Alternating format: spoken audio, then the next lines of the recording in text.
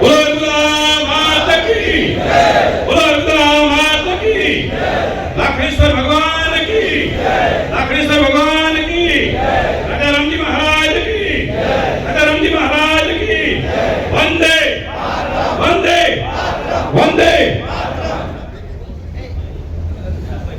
લાખેશ્વર મઠની શ્રીનાથ ગામની આ પવિત્ર ભૂમિ પર અહીં આજની આ મહાપંચાયતમાં જેમનું સાનિધ્ય આપણને પ્રાપ્ત થયું છે એવા પૂજ્ય સંતવૃંદ, મહંતો, સંસ્થાના પ્રમુખશ્રી, મંત્રીશ્રી, સમાજની સન્માનીય પાઘડીઓ, યુવા આગેવાનો, પ્રબુદ્ધ પ્રતિનિધિઓ અને સાથીઓ, મુખ્ય ઘટનાની વાત મૂકીએ એ પહેલા બે ચાર વાતો મારે તમને કરવી છે, બે ચાર બાબતો મારે તમને કહેવી છે. તમે અહીં આવતા હતા ત્યારે ખાખી વર્દી વાળા પોલીસ કર્મચારીઓ, પોલીસ અધિકારીઓ દેખાણા હતા. એમને પ્રશાસને ફાળવેલી પીસીઆર ને બોલેરો વાન હતી ડબ્બાએ મૂકેલા હતા ને? આ શું કામ છે ખબર છે? તમે સંગઠિત થયા છો ને એટલા માટે. મેસેજ છે કે ચૌધરી સમાજ સંગઠિત થઈ ગયો છે. મેસેજ છે કે ચૌધરી સમાજ સંગઠનને એકત્રિત કરી રહ્યો છે. એ તમારા સંગઠનને, સંગઠિતતાને, તમારી એકતાને જોવા માટે, સમજવા માટે આવેલા છે. અને તમારે તમારી એ સંગઠનની શક્તિને, તમારી એકતાને, તમારી સંગઠિતતાને જાળવી રાખવાનું કામ કરવાનું છે. શું કામ? અહીં બેઠેલો મારી પેઢીનો યુવાનીઓ ગુજરાતના ગમે તે ખૂણે જાય, ગમે તે જ્ઞાતિ સમાજ વ્યવસ્થામાં જઈ આવે, ગમે તે સંસ્થામાં જઈ આવે, એ સંસ્થાના પાટિયા જોશો, બોર્ડ જોશો, નામ જોશો તો શ્રદ્ધાના નામે હશે, આધ્યાત્મના નામે હશે, સંસ્કૃતિના નામે હશે, સમાજના નામે હશે, કોઈ દાતાના નામે હશે, કોઈ ગોળના નામે હશે, કોઈ જલાના નામે હશે. 99% તમને એમના નામો, એમના બોર્ડ, એ મંડળો આજ પ્રક્રિયા પ્રમાણે, આજ નામ પ્રમાણે દેખાશે. 1% વર્ગ એવો હશે કે જેમની સંસ્થાઓના નામ, બોર્ડના નામ, મંડળોના નામ કંઈક અલગ હશે, કંઈક વિભિન્ન હશે, કંઈક તમને અલગ દેખાશે. અને 1% ની અંદર અજણાઓ તમે આવો છો, આપણે આવીએ છીએ, ચૌધરીઓ આવે છે. સ્વર્ગસ્થ મહાનસિંહરાજ પૃથ્વીરાજ ચૌધરી સાહેબે આદર્શ સંસ્થાની સ્થાપના કરી. એક 60 વર્ષ પહેલા વિચારી લીધેલું કે 60 વર્ષ પછી સમાજ વ્યવસ્થામાં કેવા દૂષણો આવવાના છે, 60 વર્ષ પછી સમાજ વ્યવસ્થાની શું સ્થિતિઓ થવાની છે, જ્ઞાતિઓની અંદર વાળાઓ કેવા થવાના છે, 60 વર્ષ પહેલા જોઈ લીધું. એટલે આદર્શ શબ્દ તમને આપેલો. એ આદર્શ શબ્દ માત્ર આદર્શ વિદ્યાલય પૂરતો નહોતો. એ આદર્શ શબ્દ માત્ર શૈક્ષણિક સંસ્થાઓ બનાવવા માટેનો નહોતો. એ આદર્શ શબ્દ હતો તમને આદર્શ વ્યવસ્થાઓ પૂરી પાડવા માટેનો. એ આદર્શ વાત તરફ, આદર્શ વિચારધારા તરફ ચાલવા માટેનો શબ્દ હતો. ક્યાંક ને ક્યાંક આપણે આદર્શ વાત તરફથી, આદર્શ વિચારધારા તરફથી ક્યાંક ને ક્યાંક આપણે સૌ કોઈ ફંડાયા એનું આ પરિણામ છે. તો જ્યાંથી ભૂલ્યા ત્યાંથી સવાર. આજે અહીં બેઠેલાઓ સંકલ્પ કરીએ કે આપણી વાતમાં પણ આદર્શવાદ હશે, આપણી વાત પણ આદર્શવાદ હશે, આપણા વિચારો પણ આદર્શ વિચારો હશે, આપણા સેવાકીય કામો પણ આદર્શ સેવાકીય કામો હશે. શ્રેષ્ઠ નહીં કરી શકીએ તો ચાલશે, સૌથી સારું નહીં કરીએ તો ચાલશે, પણ આપણું કામ આદર્શ હોવું જોઈએ.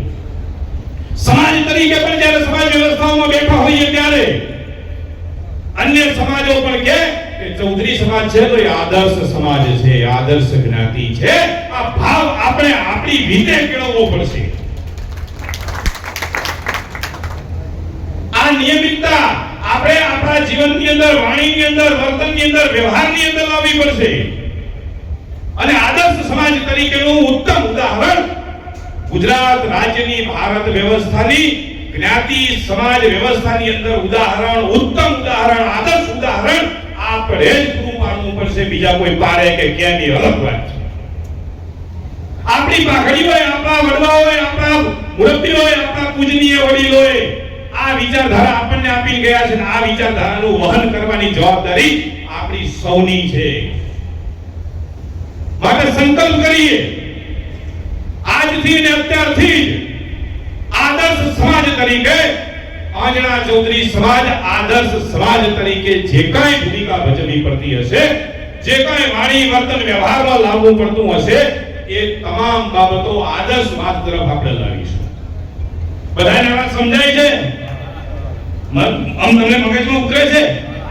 તો બે હાથ ઊંચા કરી નક્કી કરીએ, માં ભગવતી અર્બુદાનો જયઘોષ કરીને કે અમે ક્યાંય પણ કોઈ પણ વાતમાં અમે અમારો આદર્શવાદ, અમારી આદર્શ વિચારધારાને મૂકીશું નહીં. અમે કોઈ પણ સંજોગે અમારા આદર્શવાદને ભૂલીશું નહીં.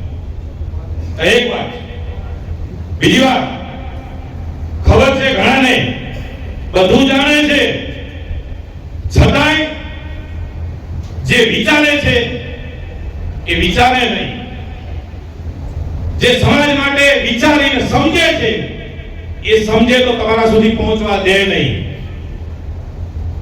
એ સમજીને બોલે છે તેમને બોલવા દેવા નહીં સમાજ માટે. અને એટલા માટે થઈ નવા નવા વિષયો, નવા નવા બાબતો તમારી વચ્ચે લાવે છે. જેમને ન ખબર હોય ને કહી દઉં, રાધનપુર તાલુકાની અંદર હીરાપુરા ગામ આવે છે. આ હીરાપુરા ગામની અંદર ચૌધરી સમાજની અનેક, આપણે જે ફોક કહીએ, ઓડ કહીએ, જે આપણે આંખો કહીએ ને, એવી અનેક આંખો છે. એમાંની એક આંખ છે ફોક. ઈ ફોક પરિવારના, ફોક કુટુંબનો છોકરો છું, જતોડાનો. વઢિયાર જતોડા પરિવારનો છોકરો છું, આરનો નથી. એટલે બોલતો રોકવાનો, બોલવા નહીં દેવાના. આવા કોઠા કબાડા કરવાવાળા માણસો જે બોલી રહ્યા છે એ મહેરબાની કરીને એટલું સમજી લે, અમારા મા બાપે અમને કોઠા કબાડા કરતા શીખવાડ્યું નથી. અમારા કુટુંબે અમને શીખવાડ્યું નથી.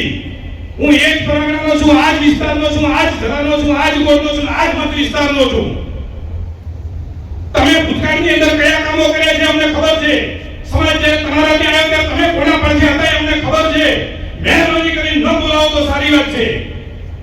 સમાજને સંગઠિત કરવા નીકળ્યા છીએ, સમાજ માટે વિચારીએ છીએ, સમાજ માટે બોલીએ છીએ, સમાજ માટે કરીએ છીએ. જે દિવસે સમાજ વ્યવસ્થાના વિરુદ્ધનું કામ કરીએ, જાહેરમાં ફાંસીના માર્ગ લટકાઈ જઈએ જાહેરમાં. બાકી જો ખોટી વાત કરી, અયોગ્ય વાત કરી, અવિવેકી વાત કરી તો જાહેરમાં કોશું કોઠા કબાડા જાહેરમાં કાઢીશું. કોઈને હાથાઈ નહીં રાખો.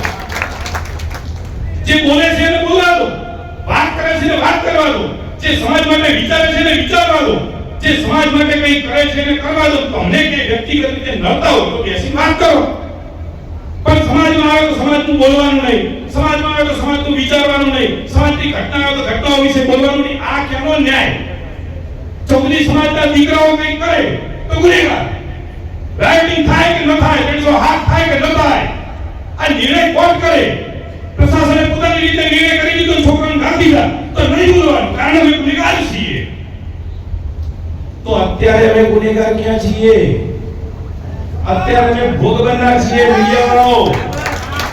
મીડિયા પ્રતિનિધિઓ ભોગ બનનાર છીએ.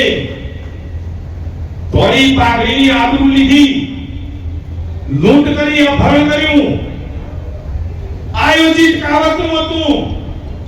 ન્યાય 20 દિવસથી માંગીએ છીએ. એ જ પોલીસ છે, એ જ વિસ્તાર છે, એ જ સ્થળ છે, એ જ વિપંથક છે. શબ્દ બ્રહ્મ છે, શાશ્વત છે, યાદ રાખજો. સામે વળીને પાછો આવશે, સામે વળીને. જે જગ્યાએ ચૌધરી સમાજને અન્યાય કર્યો હતો, જે પોલીસે અન્યાય કર્યો હતો, એ જ પોલીસની સામે ફરી આવી ઉભા છીએ. એ જ પોલીસની સામે, એ જ થાક પોલીસ સ્ટેશનની સામે આવી ઉભા છીએ. અને 20 દિવસ છતાંય તમારે અમારી ફરિયાદો નથી લીધેલી. 20 દિવસ પછી છતાંય તમારે અમારી વાત નથી સાંભળવી. અમે અયોગ્ય છીએ, અમે ખોટા છીએ, તો સાબિત કરી દીધું કોર્ટની અંદર. કોણે ના પાડી? પુરાવા કરી દીધો કોર્ટમાં કે જૂઠા છે ચૌધરીઓ.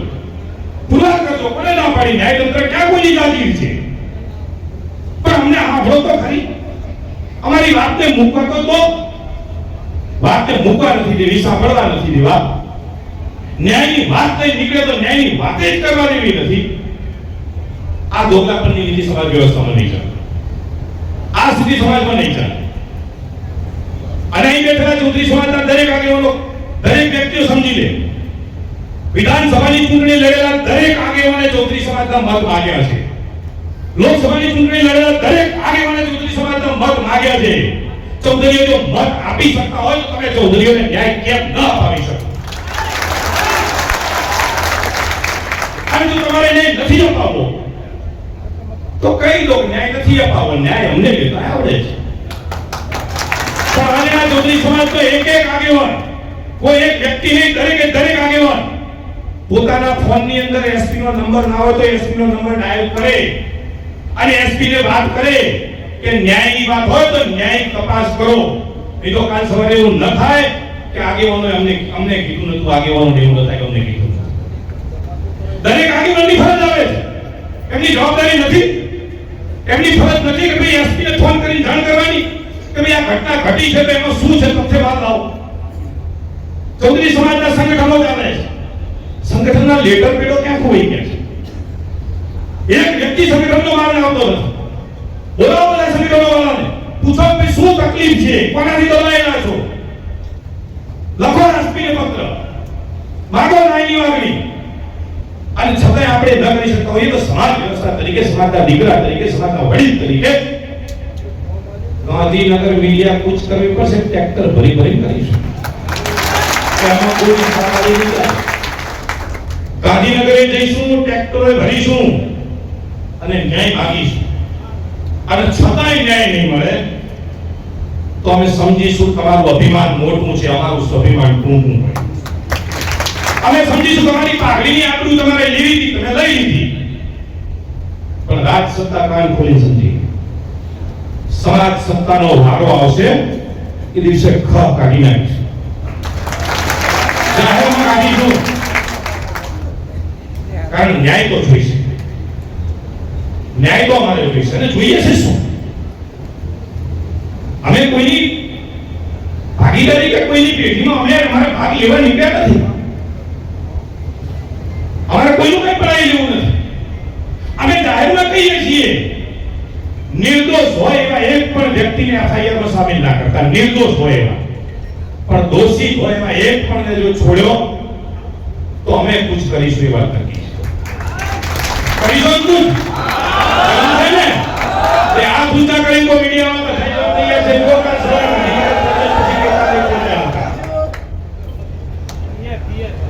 સ્વાભિમાની સમાજ છે, પોતાના સ્વાભિમાન માટે લડી રહ્યો છે. સ્વાભિમાની સમાજ છે, પોતાની પાઘડી માટે લડી રહ્યો છે. અને ગાંધીનગર બેઠેલા ખબર છે અમે પાઘડીના માથે થઈને, પાઘડીના માથે થઈ, પાઘડીના જોડે થઈને 50,000 60,000 70,000 ભેગું કરવું પડશે તો ઘડીવારમાં ભેગું કરી નાખીશું. પછી કેતાને રેલો કેમ આ બાજુ વળ્યો? અમારે બીજી કોઈ વાતમાં પડવું નથી. અમારે બીજી કોઈ વાતમાં પડવું નથી. અમારે કોઈ બીજા વિષયમાં પડવું નથી. અમારે ન્યાય જોઈએ છે અને ન્યાય મેળવવા માટે અમારે જ્યાં જવું પડશે અમે જઈશું. અમારે બેસવું પડશે તો અમે બેસી જઈશું. પછી તમને ફાવે એ તમારે કરવાનું. પણ એ ન્યાયની વાત માટે અમારે જે કઈ ઘટના કરવીમાંથી પસાર થવું પડશે અમે જઈશું. હું શું કરશો? તમારી પાસે સત્તા છે તો પૂરી દેશો તો પૂરી દો. બેઠા છીએ પૂરી દો. તમે પૂરે તો અમે કહી દઈશું હેડો જેલમાં આવે. તમારે કોઈ પણ ઘટના થાય તો અન્યાયમાં પણ ચૌધરી સમાજને અન્યાય કરવાનો ક્યાં નહીં વ્યાજબી વાત છે. હું આટલી વાત તમારી વાતે મૂકવા આવ્યો. અને છતાંય પ્રશાસનમાં આટલો મતભેદ કે ભોગ બનનારનો પુત્ર ફોન કરી કહે છે કે મારા પિતાનું અપહરણ થયું છે, રેકોર્ડ પર છે, અને છતાંય પોલીસ ફરિયાદ ના લે. આ કેટલા અંશની વ્યાજબી વાત છે? બરોબર. ભેમાભાઈએ કહ્યું દ્રષ્ટિઓ તેના સજ્જન છે, ટ્રસ્ટીઓ સજ્જન છે, સમાજ વ્યવસ્થા અને ધર્મ વ્યવસ્થા સાથે સંકળાયેલા છે, તો આપણે પૂછવું જોઈએ કે આ ધર્મ વ્યવસ્થાની અંદર જે સંત તરીકે મહંત તરીકે બેઠા છે એમના હાથમાં જે દંડ છે ને, એ દંડ સમાજ વ્યવસ્થાને મારવા માટે નથી, સમાજ વ્યવસ્થાનું સંચાલન કરવા માટે છે.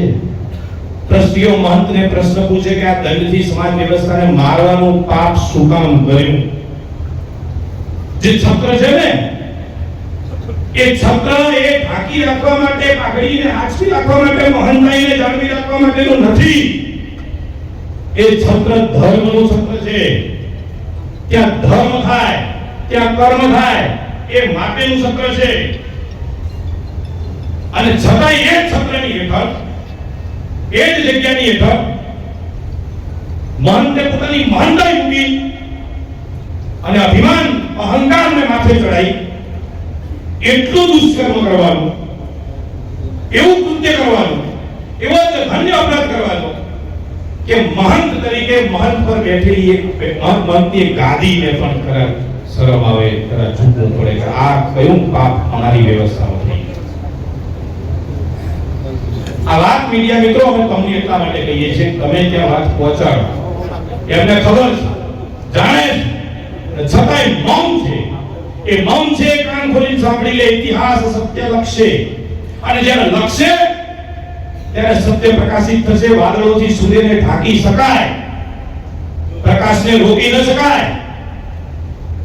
અને 112 ની અંદર જે કોન્સ્ટેબલ, જે પોલીસ વાળા ગયા હતા અને આજે થરા પીઆઈ રમત રમી રહ્યા છે, એ તમામ અધિકારીઓ, કર્મચારીઓની પણ ઉલટ તપાસ કરવાની એ માંગણી મૂકવી હતી.